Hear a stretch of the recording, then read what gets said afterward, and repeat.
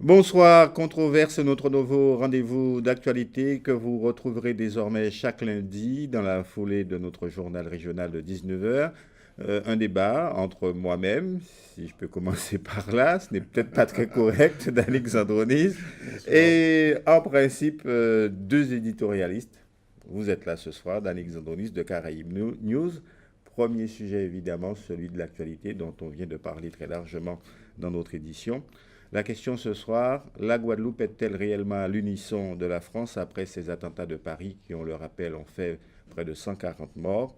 Si l'ensemble de la classe politique guadeloupéenne a exprimé en pleine campagne électorale, faut-il le rappeler, une unité d'expression dans la solidarité, la compassion et bien sûr la condamnation de ces événements, d'abord, le deuil national n'est visible qu'au travers des drapeaux mis en berne sur les édifices publics, comme ceux de la préfecture, de la sous-préfecture ou encore de toutes les mairies de Guadeloupe.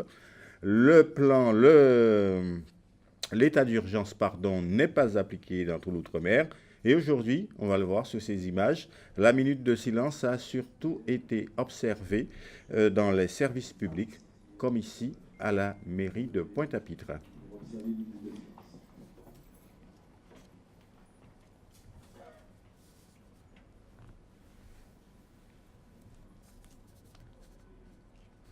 Alors, Danick, est-ce que la Guadeloupe se sent assez éloignée? Y a-t-il une distanciation entre les Guadeloupéens et leurs concitoyens français? C'est difficile à exprimer comme cela. Je crois que, premièrement, ce qui s'est passé, on a quand même le sentiment d'une certaine distance. Pourquoi? Si cette fois-ci il y avait eu deux ou trois Guadeloupéens, Martiniquais, Guyanais touchés par ces attentats, la réaction aurait été différente. Et ça se Ça veut dire qu'on attend qu'il y ait des morts qui nous ressemblent un peu plus pour Voilà, c'est ça. pouvoir... Vous savez ce qu'on appelle la distance kilomètre en journalisme. Et je pense que les Guadeloupéens ont appliqué d'une manière générale cette distanciation. Et puis, faut savoir que, bon, depuis quelque temps, les Guadeloupéens sont, entre guillemets, se sont très impliqués dans une campagne électorale. Et j'ai comme le sentiment que ce qui se passe de l'autre côté de la mer, ils se sentent un petit peu moins concernés, en tout cas pour cette fois. Et puis il faut dire que les médias français, parisiens ont beaucoup donné sur ce qui s'est passé. Et j'ai comme le sentiment qu'il y a eu un petit peu un sentiment de lassitude, parce que ça a été en boucle. Pourtant, les Guadeloupéens suivent quand même Ils suivent, non, ils sont informés, ils sont énormément, à la fois informés, sur les ils réseaux sont sociaux. informés. Oui, ils Euh, suivent, hein, ils suivent. On ne peut pas dire le contraire, mais l'implication n'est pas la même. Et puis, vous savez que quand on a décrété l'état d'urgence sur le territoire hexagonal et pas appliqué en Guadeloupe, je crois que ça aussi, ça a contribué au fait d'un certain éloignement. Mais enfin, Est-ce que ce n'est pas, l'humanité quand même. est-ce que ce n'est pas surtout dû à la nature de l'événement, puisqu'il s'agit là d'attentats terroristes attribués d'ailleurs revendiqués par l'organisation islamiste? Est-ce que le Guadeloupéen finalement il se sent éloigné de ce phénomène-là surtout d'abord, Bon, alors, vous savez, la Guadeloupe a connu des vagues d'attentats, hein, il y a quelques mais années de qui ça, n'avait pas les qui mêmes n'avaient pas origines? bien sûr, la même origine ni la même portée. C'est compliqué parce que je pense qu'aujourd'hui, en Guadeloupe, de plus en plus, les gens font la différence entre ce qui se passe là-bas, entre guillemets, et ce qui se passe ici, dans ce domaine particulier. Alors, il faut dire que autrefois, c'était autre chose. Et puis, souvenez-vous, quand il y a eu l'affaire Charlie Hebdo, il y a eu tout de suite d'autres types de réactions. Les réactions étaient beaucoup plus, entre guillemets, unitaires. Aujourd'hui, on voit bien que chaque politique essaie de tirer. On va y venir tout à l'heure. Bon, on va y venir, mais alors, on voit ces réactions-là aussi sont de nature à ne pas fédérer un petit peu les Guadeloupéens, en ce sens que Alors, chacun son rang. est-ce que vous approuvez, vous avez l'air d'approuver un peu cette distanciation, comme vous Non, dites? je la constate, je la constate parce que j'ai eu le sentiment que les gens ne se sentaient pas réellement impliqués dans cette affaire. Alors, il Alors, va nous le falloir peut-être sommes attendre un peut-être peu. parce Oui, que bah, oui. on a appris par exemple qu'il y avait des personnes d'origine Syriennes sans doute qui ont été arrêtées. Même un Guyanais qui a fait perdre sa vie d'ailleurs. Alors donc on est dans le monde finalement. On ne peut pas réclamer tous les jours d'être dans le monde et d'avoir d'ailleurs une parole à dire au monde et puis se sentir. C'est clair. Mais ça c'est aussi peut-être une partie de la versatilité de notre peuple aussi. Mais je crois qu'il y a d'autres phénomènes. Il est un petit peu peut-être tôt pour dire tout cela, parce que n'oubliez pas qu'il y a 2 rendez-vous, au moins déjà il y a un ce soir, sur la place de la Victoire, il y a un autre mardi, il y a un autre mercredi, et je vous disais que ces 3 éléments, quand on les met bout à bout, ça ne permet pas de fédérer. Alors, on attendra mercredi. Alors, vous faites bien d'en parler. Vous me devancez un petit peu. Il y a-t-il, malgré tout, malgré le deuil qui a réuni tout le monde un peu dans une certaine unanimité, y a-t-il malgré tout tentative de manœuvre politicienne et poursuite d'une rivalité, notamment entre les 2 principaux rivaux des élections régionales? On va écouter d'abord Victorin Lurel, qui a d'abord revêtu sa casquette de président de la région et même d'ancien ministre de la République pour appeler à une manifestation unitaire, vous l'avez dit, mercredi. Mais dans la foulée, Harry Chalus, tout en s'associant à cette manifestation, a annoncé sa propre organisation. On écoute les 2 hommes. Il y a de la subtilité dans l'air. On les écoute d'abord. Je me suis permis d'ajouter au nom de la population, des élus, des parlementaires, que nous ayons une marche silencieuse, dans la sobriété, mercredi à partir de 16h, sur le parvis de la mairie de Pointe-à-Pitre, dans les rues de Pointe-à-Pitre, avec un arrêt devant la sous-préfecture qui représente la présence de l'État et l'autorité de l'État, et que peut-être si les maires, notamment Jacques Mangou, l'acceptent, que nous finissions au mémorial Acte, qui est aussi de l'ordre du symbolique. J'invite tous les Guadeloupéens à se recueillir devant tous les lieux symboliques de paix, d'amour, de fraternité. Et ceux qui le peuvent, je les invite aussi devant le lycée de Douala-le-Lhomme à Petit-Bourg, où nous allons faire une veillée, nous allons faire un recueillement avec des discours du président d'Amitié internationale ou un représentant, et aussi des droits de l'homme. Et le mercredi, j'invite les Guadeloupéens à participer aussi à cette marche silencieuse en mémoire de toutes ces familles, ces personnes qui ont perdu un parent en solidarité avec la France. Alors, subtilité. Est-ce que Victorin Lurel ne fait pas exprès d'emmener tout le monde au mémorial Acte qui est décrié par ses adversaires et que Chalus, lui, a compris le coup et il emmène tout le monde, lui, à Petit-Bourg ou une terre conquise? Et c'est ça que je vous disais tout à l'heure, qui ne fédère pas trop. On sent bien que même au-delà d'un drame, il y a ces divisions entre les 2 courants, disons, majeurs de cette élection régionale. Et ça aussi, les Guadeloupéens le ressentent. Et vous savez très bien qu'aujourd'hui, il y a une grosse tension entre ces 2 candidats. Donc, comme on dit, chaque monde carale les canotaillos, et c'est ce qui se passe. Et d'une manière générale. Alors, prenez position. Qui a raison, qui a tort? Est-ce que Victorin Lurel, en tant que président de la région, a raison d'appeler à une manifestation unitaire? Si, moi je pense que du point de vue de l'unité, Victorin Lurel, qu'est-ce qu'il fait? Il a simplement décliné ce qui se fait en France, c'est tout. Hein. Vous avez dit tout à l'heure, il a endossé sa posture de président, d'ancien ministre de la République et de président de région, alors que Chalus, il a voulu faire une manifestation un tout petit peu plus, j'ai envie de dire, sectaire. Et je me pose la question, je le dis comme je le pense, comme dirait Lurel, le ni veiller, c'est le ni au monde qui mort. Qui monde qui mort pour faire veiller? Point de vue de Pierre-Édouard Picard, est-ce que l'annonce de cette manifestation par Harry Chalus, c'est le terme qu'a employé Danick, c'est une manifestation qui singularise et se met en dehors de l'unité nationale, on peut le dire, puisqu'on est dans l'unité. Oui.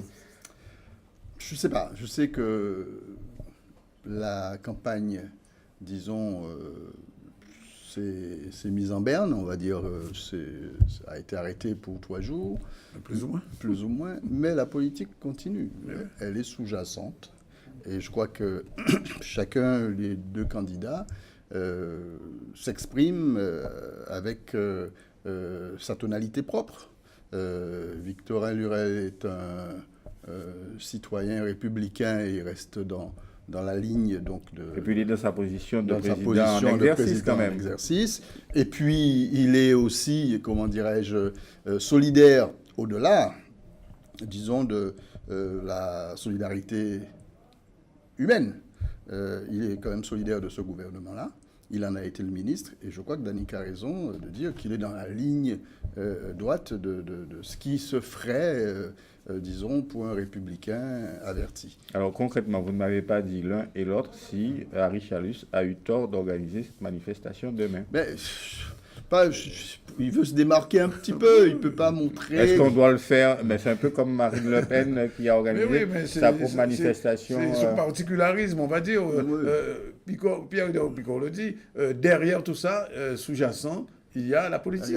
Et donc, je vois mal... La politique ne permet pas tout, monsieur. Mais oui, mais non, mais la politique ne permet pas tout. Mais là, on voit bien que sous ce dossier particulier, je pense que M. Chalus a simplement voulu se démarquer et donner sa marque. Se démarquer et donner sa marque. Et c'est ce qui va se faire. Et je serais curieux de mercredi de voir qui sera au premier rang de cette manifestation. Alors, si je vous ai bien compris, la campagne électorale ne s'est pas vraiment tue, même s'il y a cette parenthèse de deuil national. D'ailleurs, cette campagne électorale a connu un temps fort la semaine dernière. Victorin Lurel présentait au centre Rémy Souta à Pointe-à-Pitre son programme, mais en fait, il a surpris tout le monde, en commençant par une attaque violente contre la presse et singulièrement contre la télévision publique, pour ne pas la nommer Guadeloupe Première, qui lui serait hostile, citant même 2 journalistes présents sur la liste d'Harry Chalus et un autre dont la compagne y figurait. Depuis, la chaîne publique a réagi, la rédactrice en chef de Guadeloupe Première a contesté ces accusations et précisé la situation de ces 2 journalistes. Est-ce que Victorin Lurel est allé trop loin? Je l'ai déjà écrit, je le redis. Sur le fond et sur la forme, il a été non seulement trop long, mais très maladroit. Très maladroit. On ne débute pas une campagne, une présentation de liste. D'ailleurs, ce n'était pas au programme du jour. D'ailleurs, il suffisait de voir un peu la tête de ces colistiers. Ils étaient tous embêtés de cette controverse inutile. C'est-à-dire que je ne comprends pas que Lurel fasse ce genre de dérapage. C'est un dérapage incontrôlé. Il a un petit peu perdu son sang-froid, il faut le dire. Il fallait voir d'ailleurs sa tête ce jour-là. Et je pense que, honnêtement, ce n'était pas nécessaire. Lurel pouvait passer au-dessus de ça. Cela dit, dans une campagne électorale, il y a des coups bas de partout. Alors, c'est vrai que... Vous dites qu'il est victime de coups bas de la part de certains journalistes? Non, je n'ai pas dit ça. Non, mais dans une campagne électorale, d'une manière générale, il y a toujours des coups de bâton qui sortent de partout. Alors, il se trouve que nous sommes dans une situation particulière. Effectivement, il y a 2 journalistes candidats. L'un était aux manettes le 11 novembre, le jour même de la présentation d'une liste. Donc, il est évident qu'on a un sentiment quand même de manque d'équité. Cela dit, la direction générale de Guadeloupe Première a réagi faiblement sur cette question. Et je pense qu'au moins sur ce coup-là, Lurel pouvait en parler, mais pas de la manière. Il y a le fond et la forme. Et c'est là qu'on n'est pas d'accord.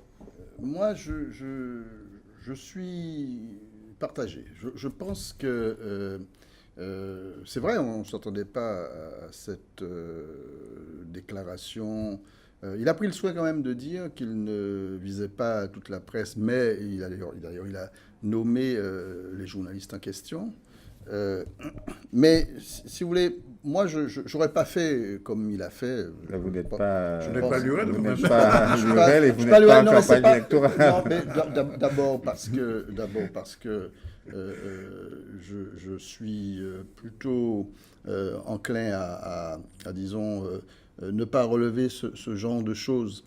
Et puis aussi parce que, même si, tout en étant journaliste, j'ai toujours, disons, dénoncé les glissements, quels qu'ils soient. Je me rappelle, d'ailleurs, j'étais le seul journaliste à dire que Eric Stimpling avait tort, de toute façon, concernant Jalton. D'ailleurs, Jalton avait répliqué, même plus violemment. On s'écarte du sujet.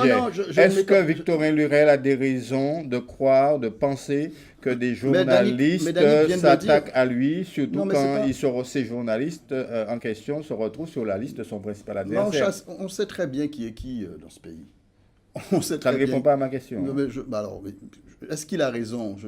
Ça, c'est son libre Vous arbitre. écoutez les uns et les autres la campagne Moi- électorale sur moi, les médias.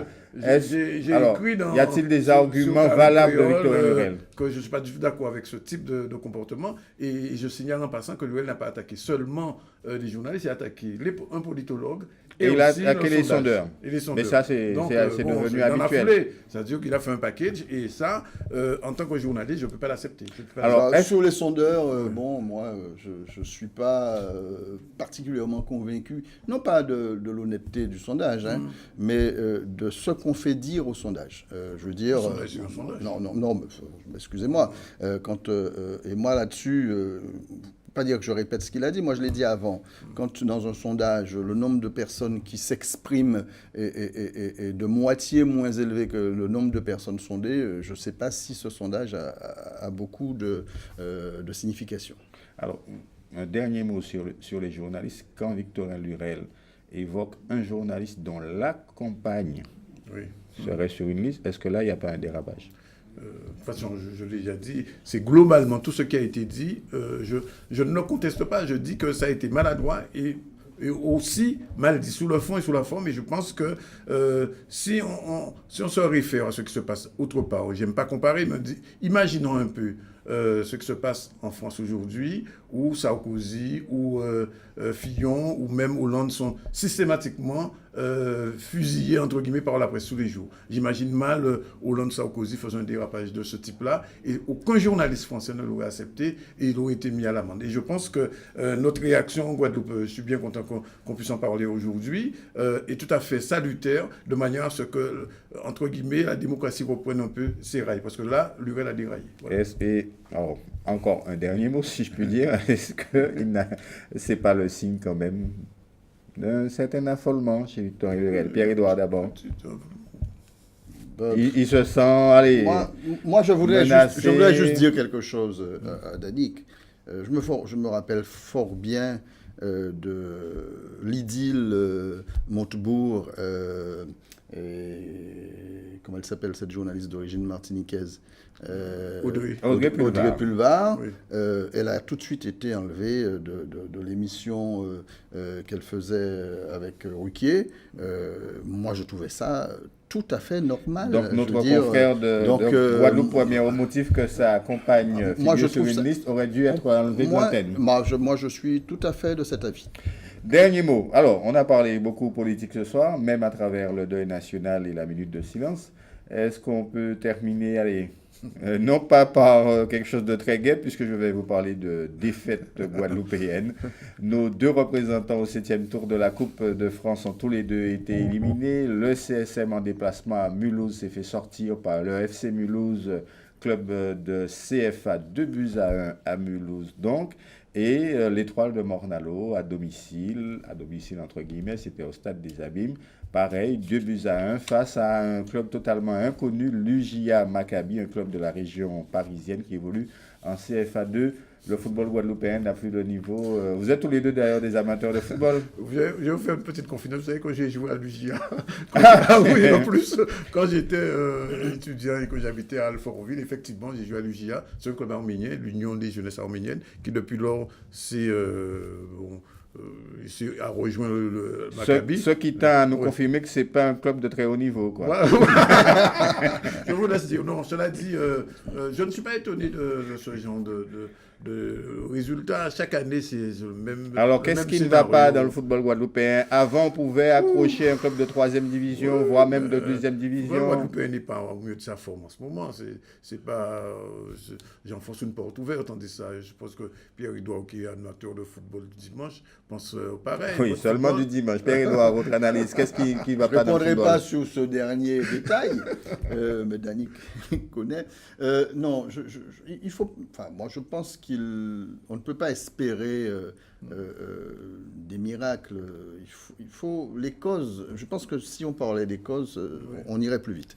D'abord, oui, d'abord parce que les jeunes footballeurs qui sont doués partent très vite dans des clubs professionnels. Donc, c'est peut-être pas l'élite qu'on voit en division d'honneur qui dispute comme du temps il y a 20-30 ans où les meilleurs étaient ici. Les meilleurs étaient ici, ça c'est une première chose. Et la deuxième chose, c'est que les stades ne sont pas... Alors, quand il y a la Coupe de France et qu'un club de l'Hexagone vient ici, effectivement, ça peut faire un petit peu, comment dirais-je, public. Mais je veux dire, les matchs le dimanche après-midi, les stades ne sont pas très, très fréquentés. Et la raison est claire, c'est parce qu'à la télévision, il y a un football beaucoup plus léché. Et les gens préfèrent regarder leur télévision, regarder Paris Saint-Germain, regarder, je sais pas, Real Madrid, et ils sont... Ouais, ça c'est sûr. Et en plus, c'est gratuit. Le fond, même, on n'aura pas l'occasion peut-être ce soir d'en parler, mais je crois que les écoles de football ne font pas le travail. L'encadrement footballistique aujourd'hui en Guadeloupe n'est pas de très très très bon niveau. Il faut peut-être revoir les choses. Et je vois bien que le travail qui est fait chez nos confrères de la Martinique est un petit peu plus avancé que le nôtre en ce moment au niveau footballistique. Alors, je sais pas si... Enfin, ils ont un qualifié, peut-être pour ça qu'il le dit. Merci, même au niveau de la sélection. Merci, messieurs. Ils ont un qualifié. C'est le club de Saint-Joseph, je crois, qui s'est qualifié à l'issue d'une séance d'ailleurs assez épique de tir au but. Merci à Pierre-Édouard Picor, directeur du Courrier de Guadeloupe, et merci à vous, Danick Zandronik de Caraïbes Creole News. Merci, on se retrouve la semaine prochaine. Dans un instant, le journal de TF1 qui sera suivi, je le pense, des pronostics hippiques cette fois de Prévert Mayengo. À lundi prochain.